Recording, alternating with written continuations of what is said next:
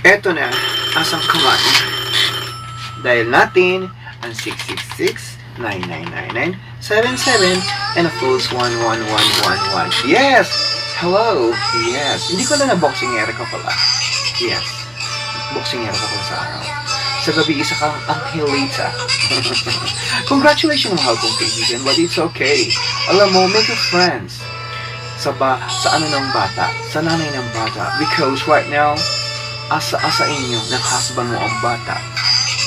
Make a friends sa kanyang mom, sa besi mo. Natinig man ang asawa mo. Ngayon nagkaroon ka pa ng anak. Ikaw nga, di ba? Sabi mo sa akin, your dream come true na magkaroon ka ng baby. Yes. Well, sabi mo sa akin, wala kang bahay bata. But right now, meron ka ng baby. Yes. Take care of yourself and take care of your husband. Take care of the baby. Stay humble and patient sa lahat ng bagay. And of course, ang ko. Hindi naman si Kurt Angel is bad. Ang lalaking managot na walang dangal. Hahawakin na lahat. Maging sino ka man. Ang ating love-haway. Yes, mga pusong nasugatan. Mga pusong iniwan. Yes, kung plano kang mga iwan, huwag mo nang gawin ni Ian. Ang ating topic for today, ang ating dahil magba-Valentine na, and of course, ang ating dear telephone. Wala tayo patumping-tumping pa, and of course, sayaw ko rin Angel.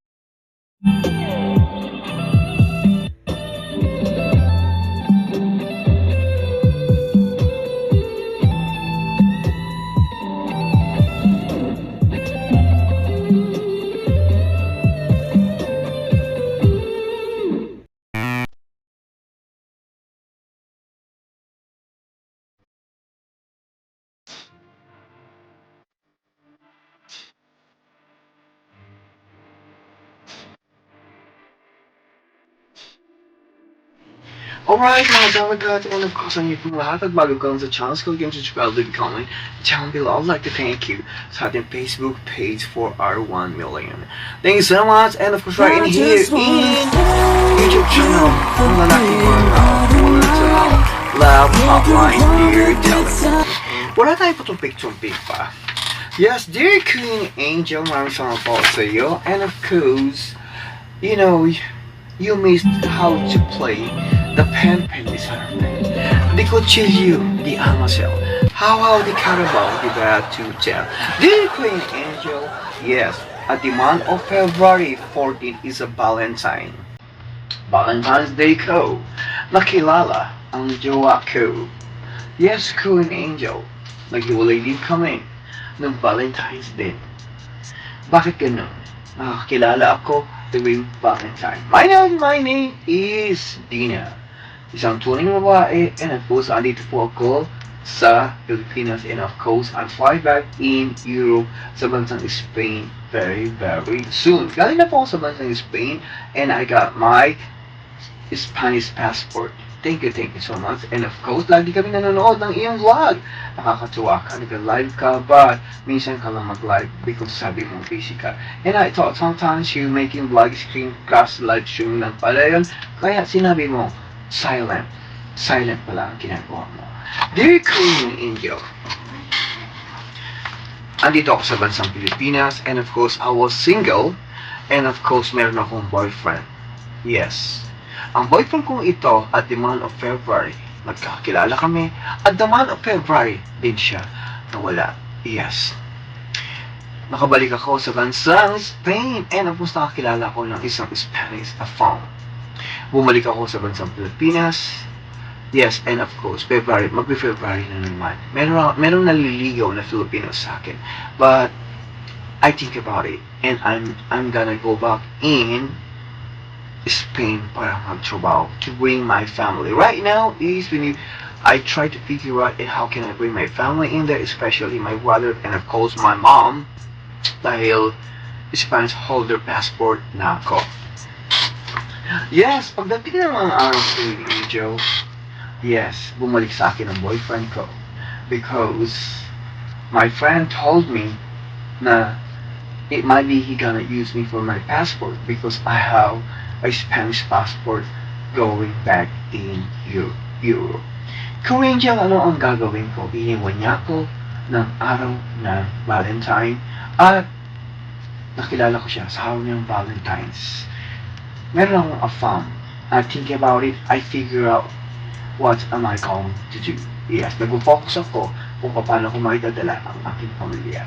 Kasi pinabother niya ako. Sa bagay, wala na kami. Ano ang mapapayo mo? Well. Sa'yo muna ko, Angel. Yes, eto na. Dial natin ang ating telephone. Yes, magandang umaga dyan sa bansang Pilipinas. And of course, babatiin kita ng Buenos dias, buenas noches, señora. Yes, hablo no Espanyol, señora. Yes, señora. Bakit hindi mo buksan ang puso mo? Sa pagdating ng panahon, sa takdang panahon, iniwan ka niya. And of course, araw ng Valentine's Day, February 14, doon mo siya nakilala. Try to open your heart. Yes, my dear friend. Alam mo ba, pag sinusal mo puso mo, may apam ka, malay mo, liligaya ka sa kanya. Ayan mo lang yan, just to make you friend. Pwede mo sabihin sa iyong boyfriend na Filipino, we make friend right now. Yes, mag-concentrate ka, and put it all to me, you're gonna bring your family in there. Hangad ko ang iyong tagumpay, may God bless you. Buksan mo ang puso mo para sa ang fam. Siyempre, kung liligaya ka sa piling ng afam ng iba. Ano ba yan? Thank you, yes. And of course, we got one more. Ang ating Dear Queen Angel. Siyempre, sa'yo muna, Queen Angel. Dear Queen Angel, I was in Europe. Yes, matagal-tagal na panahon. At sumulat na rin ako sa iyo. Yes, well, ngayon meron na akong anak. And of course, well, ano may anak? Sandali nga. Yes, Queen Angel, naalala mo, ako si Badong. Siyempre, sa gabi, ako si... Bigyan mo ko ng magandang panahon. In the gabi, I'm gonna give you Angel of Night. Yes, isa akong ang sa gabi. And of course, I'm married in here sa Briton. And of course, sinawalay na ko ng Briton. Naalala mo ang sulat ko sa iyo. Yes.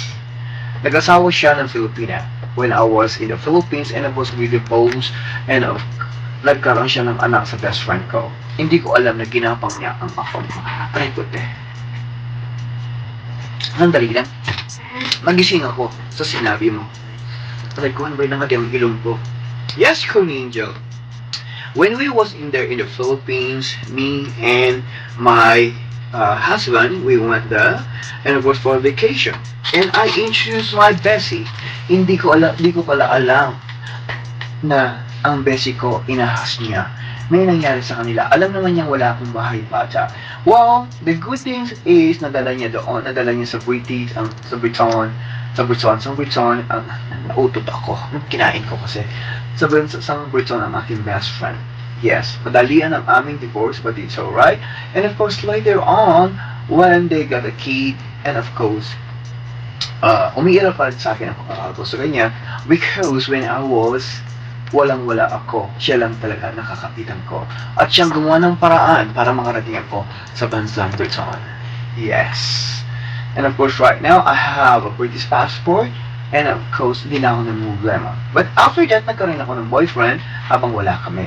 But, yes, totoo na may anak na kami. Naghiwalay sila ng best friend ko. And of course, sa custody nila, ibinigay yung anak sa husband ko. Naging kami ulit. Nagpakasaluli kami. Happy family together. Kanya lang, itong haderang friend ko, anong gagawin ko dito? Nagkaanak na naman siya sa iba. Ano ba yan?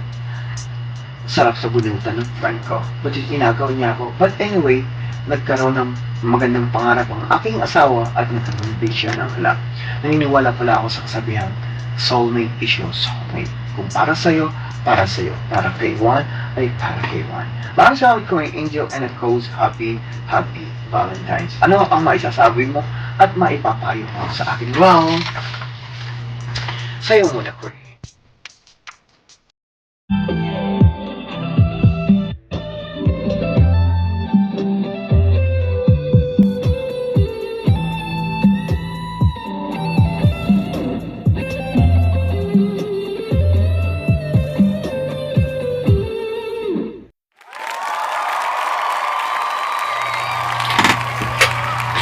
Eto na, asang kaman. Dahil natin ang 666-9999-77 and of course 11111. Yes! Hello! Yes! Hindi ko na boxingero ka pala. Yes. Boxingero ka pala sa araw. Sa gabi, isa kang Angelita. Congratulations, mahal kong kaibigan, but it's okay. Alam mo, make a friend. Sa ano ng bata, sa nanay ng bata. Because right now, asa inyo ng husband mo ang bata. Make a friend sa kanyang mom, sa besi mo. Natinig man ang asawa mo. Ngayon nagkaroon ka pa ng anak. Ikaw nga, di ba? Sabi mo sa akin, your dream come true na magkaroon ka ng baby. Yes. Well, sabi mo sa akin, wala kang bahay bata. But right now, meron ka ng baby. Yes. Take care of yourself and take care of your husband. Take care of the baby. Stay humble and patient sa lahat ng bagay. And of course, ang ko ang iyong tagumpay. Sama kita sa manalangin. And of course, happy Valentine. It's alright. It's forgive. Past is past. You just forgive your best friend. Best friend is the mother of your kid right now. Thank you so much. Well, mga tower gods, minsan ang buhay isa yung ganyan. Yes, ang tiwala sa isa't isa ay kailangan. Minsan ka nang tumapa. Minsan ka nang bumangon. Naniniwala ka ba? If there's a darkness, there's a lightness. Yes, if you believe that love only makes plunder things sometimes when we talk, the honesty is too much. And of course, niloko ko yun. Imud-mud mo siya. I'm only joking. Sa around Valentine, yes, we will show our love to our loved ones. No matter what happened, we stay humble and patient. Yes, in the name of love, yes, this is your current angel. Never tired to share my story. Open about your love hotlines. You can email me, write down your telephone number, address, and signature, and of course, drop in the drop boxes at bubulahin na natin. Thank you po so much, and of course, sayaw current angel. Ang ating love hotline, ang ating walang video. Baka po sa iyo.